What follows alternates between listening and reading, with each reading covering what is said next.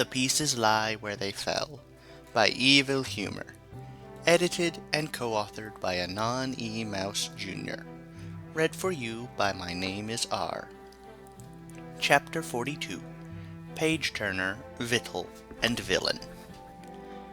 Part 1. Page Turner. An hour later, a small army of students and staff were standing just outside the Wonder Colt's statue. Sunset Shimmer was not among them. She had been taken to the nurse's office to lay down, and Flash had eschewed attending the rest of the dance in favor of sitting with her. "So, you promise you'll watch over her?" Paige asked Fluttershy and the other girls. Fluttershy nodded. "We will."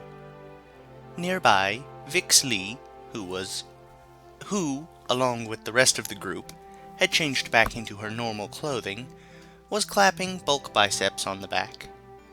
"Gonna miss you, big guy." "Yeah, I mean, I'll miss you too." The husky boy laughed sheepishly. "Don't worry, Maud and me will make sure he never forgets you," Pinky exclaimed. Maud, who was standing next to her, nodded silently. "Rarity, it has been an honor to meet you," Rex said nearby. "And your little sister, too." He pulled the smaller girl, who was standing by them, into a hug that she happily accepted.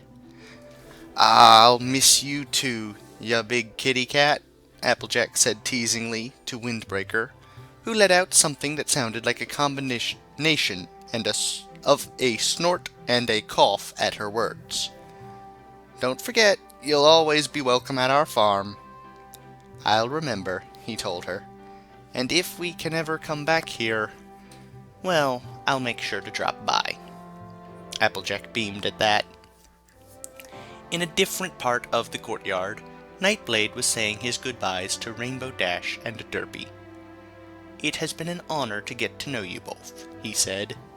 "And it was nice to meet you, too," Derpy said with a smile. "Yeah," Rainbow Dash put in. "Just wish I could keep these wings."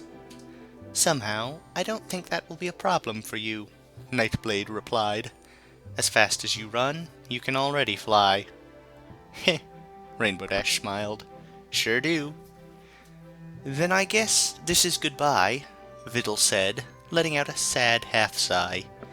Annoying as it was having to deal with several hormone-driven teenagers who were ogling me all the time, this place has really grown on me. "It does that," Principal Celestia said. "And now I believe this is yours?" She handed Vidal the box containing her crown, which the older woman had picked up in the aftermath of the battle with Sunset Shimmer. Opening it to see the crown, its gems still broken but somehow less so than before, Vidal smiled. "Thank you," she said, "for everything." Reluctantly, the six stepped away from the people they had grown attached to, and after one final look around, they stepped, one by one, into the portal. Paige was the last to go, but before she left, she turned to Principal Celestia. "By the way," she added, "if you ever run into a man named Shining Armor, tell him that Page Turner says hello, and wishes he and Miyamura Cadenza all the best." Then she was gone, and with them the ears, wings, and tails, to the dismay of the five. Standing further back, Principal Celestia looked to her sister. "Do you know who she's talking about?" "I'm pretty sure I do," Luna said thoughtfully. "But how did she know about Dean Cadence and her boyfriend?" Celestia just shrugged. Part 2. Xvital. Taking a step forwards, Vidal let out a yelp as her footing suddenly gave way, and the box holding her crown almost slipped from her hands. With a snarl, she dove after it, with her ears flicking as she heard the rest of the crew come in after her. "Oh boy, we're back, and I've got my hammer back," Vixley shouted from behind her, and slapped her hard on the back just as Vidal was starting to get up, sending her sprawling to the wooden floor. "And we are all back to normal," Rex said as he walked up past her. "I do believe you should move, Vidal." Nah, you don't say. Ah! Her snarking was cut off as someone fuzzy slammed into her back with a high-pitched squeak that either belonged to Wind or Night. "Whoa there, Windy," Vixley said from her other side. "Get a room before you two start at the very least. Unless you're into that sort of thing." "Oh, har har," Wind sniped from her back, pushing onto her back with his talons. "Very funny, I forgot to laugh." "Whoa, watch it, Knight!" the Griffin shouted, as the Bat Pony pushed him back into her, with Knight's own high-pitched squeaks coming out now. "Something very soft and fluffy," Knight said from above her. "Must be Windbreaker." "Yeah, very cute, but you can all get off of me now," Xvital shouted as she struggled to get out from under them. "Oh my, am I interrupting something here?" Paige asked coolly, and Xvital could hear her snickering at them. With a snarl, Xvital used her tail hand to shove them off her, then rolled onto her back and grabbed a wooden object to hoist herself upwards. Looking around, Xvital could see beyond the fact they were on a moving room, that they were in a cluttered room with just enough space for them to move around in. "Okay, why are we on a ship all of a sudden?" "That is a good question," Rex said, tilting his head before looking at the door. "Shall we go investigate?" Nodding her head and tucking the box holding her crown under her arm, Xvital walked unsteadily towards the door and opened it to find herself blasted by the wind, to her great shock. Looking around with her arm creating a windshield in front of her face, Xvital let the others step around her. She saw that they were on a fast-moving airship. "Thank the goddesses you're back," a female voice called out from behind and above her, with Xvital turning around to see a unicorn mare at the controls glaring down at them. "Have you retrieved your element, Xvital? Who are you?" "It does not matter who I am," the mare snapped, holding the wheel tightly with her hooves. "It just matters if the order I gave my life to's sacrifice was worth it." "What sacrifice?" Paige asked, only for the mare to spit at her.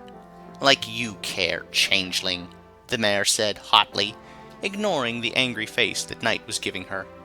"The Order knew of the mare on the other side and her purpose, and that your foe was gathering its strength to attack you. We could not allow that to pass, so we decided that the best way to distract the foe was to present it with one that it could not ignore."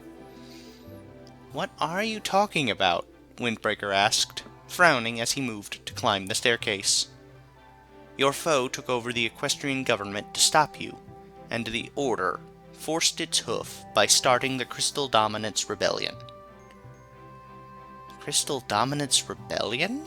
Rex asked slowly, before he turned his head to see the smoke in the distance. Considering how fast they were going, and that they were nearly out of the frozen landscape, it had to mean that the fire was massive. "What have you people done?" "As I said, Diamond Dog," the mayor said just as acidly as before, "we forced the military arm of the government to focus on the Fifth Tribe's cry for freedom and their independence as a separate nation once more. We facilitated this by having the entire Order attack the Royal Guard to halt their attempts to bring peace and order, at the cost of having the Order torn apart by Captain General and her guards." "Did you kill any Nox ponies?" "Your clan still lives, Blade."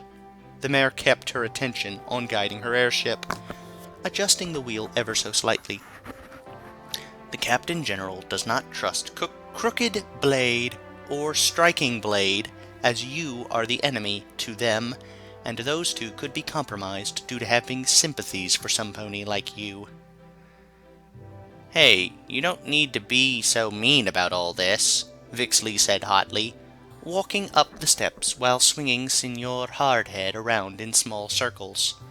"And don't think you can scare me so easily. My family knows I'm nuts." "Your false bravado is annoying, Minotaur," the mayor said shortly, before turning her head back towards Xvital. "Did you get your element, yes or no?" "I got it right here," Xvital snapped, holding out the box that held her crown. "Good.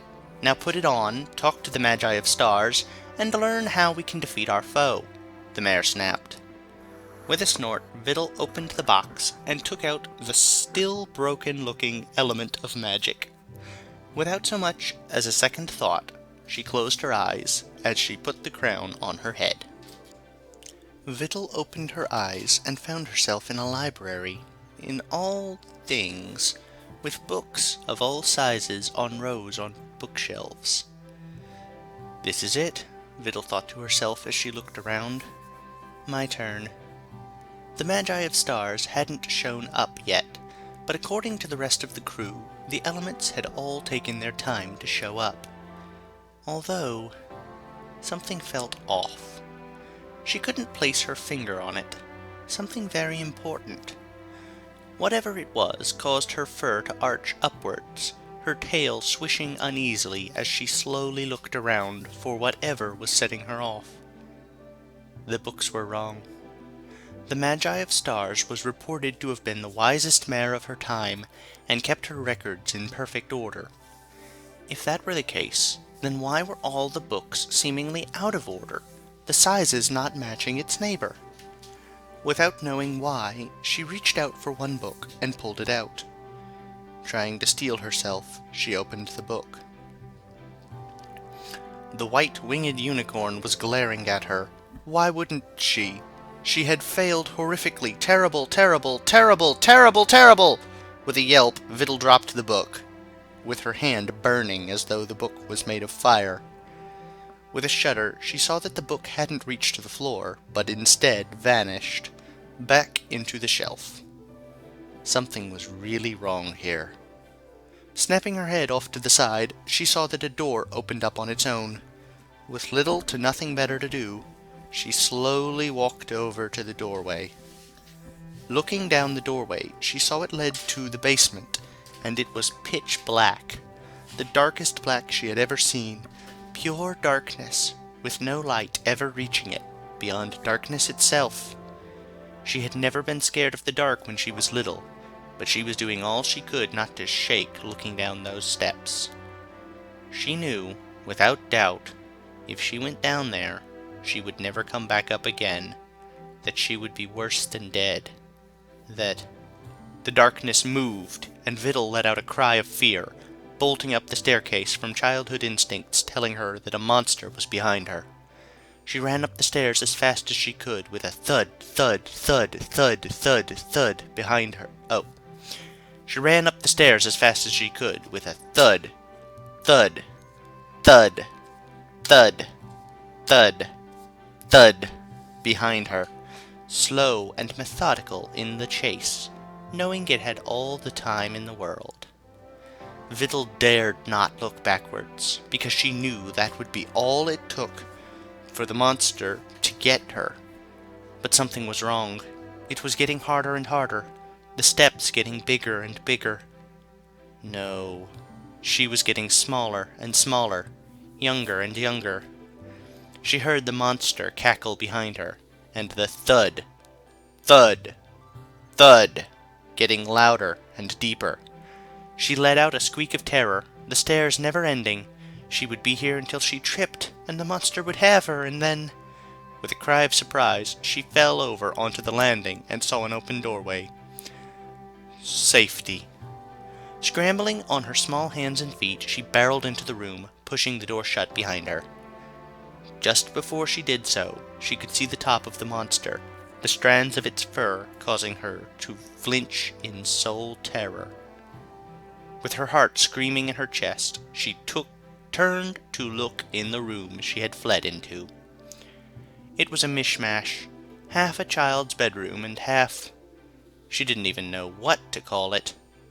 Mixed with toys, wooden blocks, and a simple bed were tainted photographs over every inch of the walls. Tainted in the way that the pictures of the ponies were totally warped and distorted to the point she couldn't even tell a thing about the pony, and they were painful to look at. Her head started to pound as she gazed at a group shot of 6 ponies, yet had all 6 ponies' features burned and blurred to an unrecognizable horror.